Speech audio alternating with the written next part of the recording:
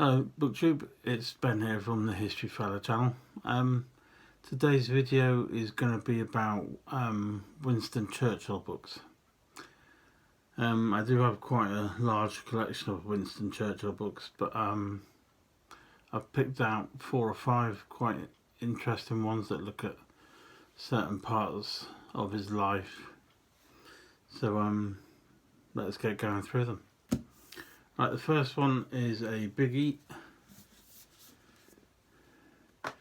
This is Winston Churchill's Illnesses from 1886 to 1965. And that's written by Alistair Vale and John Scadding. And it's published by Frontline Books. And it's a nice thick one. So obviously if it's a book about illnesses and it's a thick book, it must have suffered quite a bit. This book intrigued me because it kind of looks at Winston Churchill throughout his life. It goes from his childhood right up to when he died, but it looks at, you know, all his childhood conditions or medical problems that he had, right up to like his teenage years, and then eventually into adulthood. And I suppose the thing that got my attention was that it mentioned he'd had a number of strokes, and I've had a stroke before, so it kind of intrigued me a little bit. If I read you this little bit on the back. In this meticulously researched volume, Vale and Scadding provide a uniquely comprehensive and readable account of Churchill's many medical problems from childhood to his terminal illness, set in the context of his life as one of the greatest statesmen of the 20th century. Pneumonia threatened Churchill's life on several occasions, and in his later decades he suffered multiple strokes. His ability to continue in high office during these illnesses were exceptional, aided by some of the most distinguished specialists of their time, drawing on many medical and non-medical sources. The clinical, political and personal aspects of his many illnesses are woven seamlessly together. A superbly rounded account of the great man emerges in a most engaging narrative. It's a really excellent book. When you're reading the book, you're kind of stunned and amazed really that, you know, he was able to carry out his role as like wartime leader, all the pressure he must have been under, having to deal with all, you know, many world leaders, and then he's got the added complication of having the burden of the UK public on his shoulders and trying to win a war, and trying to portray a calm and strong leadership role. And it's a really fascinating book, and I would fully recommend that. That's Winston Churchill's Illnesses, and that's from Frontline Books. The second book, this is Churchill and Stalin, Comrades in Arms during the Second World War. That's written by Martin Foley, Jeffrey Roberts, and it's a Russian name which I'm going to end up butchering, so I won't pronounce that. But his first name is Oleg.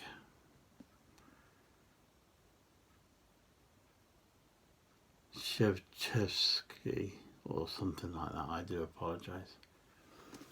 But that's published by Pen and Sword Books. And basically it looks at the role during World War Two, in the lead up to World War Two, the relationship between Churchill and Stalin, the relationships between Britain and Russia at the time, how they got on considering they were two different types of nation and went about things differently. It's very comprehensive. It'll certainly take you a little bit of time to read because it's very detailed. From the back it says definitive documentary collection on Churchill and Stalin during the Second World War. Includes previously untranslated documents from the Russian archives. Features other key wartime personalities: Roosevelt, Eden, Molotov, Maisky and Harriman. A fascinating synthesis of military and political history, documentary analysis, biography. A really good book, and I know some people are into like their Russian and British politics. That's a good book to read, and I'd highly recommend that. The next one, this looks at the role of Churchill and Eden, who had to work together in the wartime government. Partners Through War and Peace, written by David Charlwood.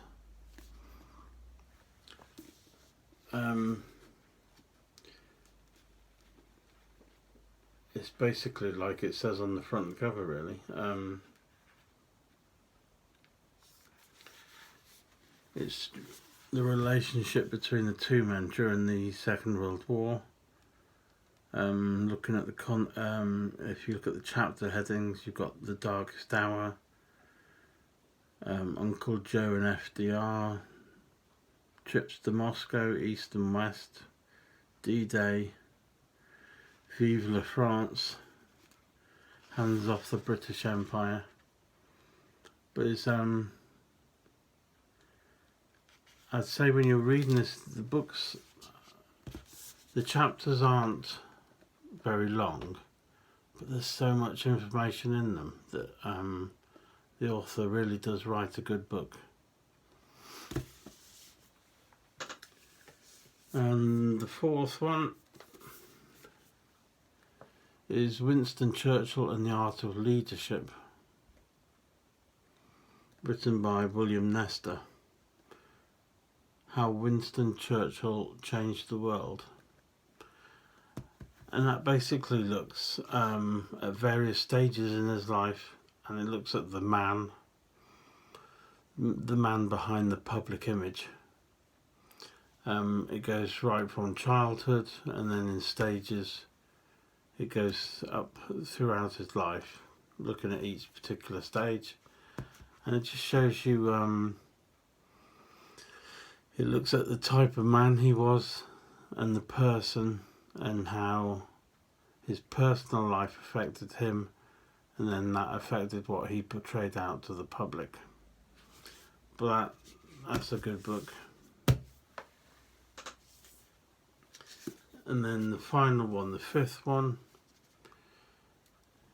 is Roosevelt and Churchill, The Atlantic Charter, A Risky Meeting at Sea That Saved Democracy. And that's by Michael Kluger and Richard Evans. This one's fascinating because I'd obviously heard of the Atlantic Charter, but I hadn't really looked into it or learned much about it. But it's actually a really good story. It looks at the relationship between Roosevelt and Churchill and how they saw things going forward. And of course, it was all done in secret on a boat up in Scotland. And it's also another very good read that looks at it's quite political, so it might be a bit heavy for some people, but it's certainly a good book to read. That one's published by Frontline Books as well, and actually the last one before that, because I didn't mention that, The Art of Leadership, is also a book published by Frontline Books. So there you have it. That's some of the Winston Churchill books I've got. If you'd like to comment down below the video, feel free to. But did you admire Winston Churchill, or did you admire some of the other world leaders? Let me know what you think down below. Or if you've got any other books that you could recommend, I'll happily have a look. Don't forget to give the video a thumbs up and make sure you subscribe to the channel for more videos. I try and produce a video every day just to keep everybody happy. Thanks very much for watching, and I shall see you next time. Thank you.